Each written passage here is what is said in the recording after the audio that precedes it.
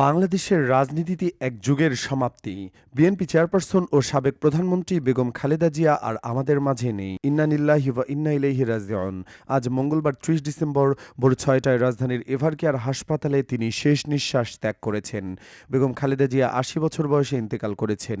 দীর্ঘদিন তিনি হৃদরোগ, ডায়াবেটিস, আর্থ্রাইটিস, লিভার সিরোসিস এবং কিডনিসহ নানা জটিল শারীরিক সমস্যায় ভুগছিলেন। শ্বাসকষ্ট দেখা দিলে গত ২৩ নভেম্বর তাকে দ্রুত এভারকেয়ার হাসপাতালে ভর্তি করা হয়। দেশি ও বিদেশি বিশেষজ্ঞ চিকিৎসকদের সমন্বয়ে গঠিত মেডিকেল বোর্ডের তত্ত্বাবধানে তার চিকিৎসা চলছিল। বিদেশে নেওয়ার চেষ্টা করা হলেও শারীরিক অবস্থার কারণে তা সম্ভব হয়নি।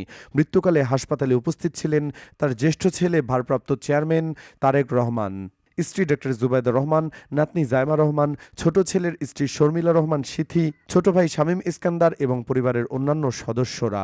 বিএনপির মহাসচিব মির্জা ফখরুল ইসলাম আলমগীর এবং চিকিৎসা বোর্ডের সকল সদস্যরাও সেখানে উপস্থিত ছিলেন। বেগম খালেদা জিয়া বাংলাদেশের প্রথম নারী প্রধানমন্ত্রী এবং মুসলিম বিশ্বের দ্বিতীয় নির্বাচিত নারী সরকার প্রধান। তিনি ১৯৯১ থেকে ৩বার প্রধানমন্ত্রী হিসেবে দায়িত্ব পালন করেছেন।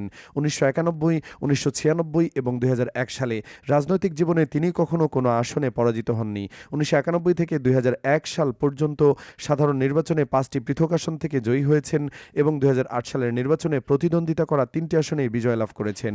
১৯৪৫ সালের ১৫ই আগস্ট দিনাজপুরে জন্মগ্রহণ করেন তিনি। ১৯৬০ সালে শহীদ রাষ্ট্রপতি জিয়াউর রহমানের সঙ্গে বিবাহিত হন এবং তার শাসনামলে ফার্স্ট লেডি হিসেবে বিভিন্ন রাষ্ট্রীয় সফরে অংশ নেন।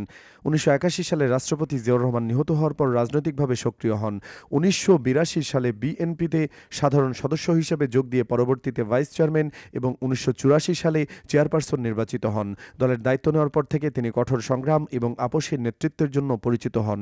স্বৈরশাসন ও বিভিন্ন প্রান্তিক চ্যালেঞ্জ মোকাবিলা করে বিএনপিকে ঐক্যবদ্ধ রাখেন এবং গণতান্ত্রিক আন্দোলন গড়ে তোলেন। তার রাজনৈতিক যাত্রা সাহস, দৃঢ়তা ও সংগ্রামের প্রতীক হয়ে রয়েছে।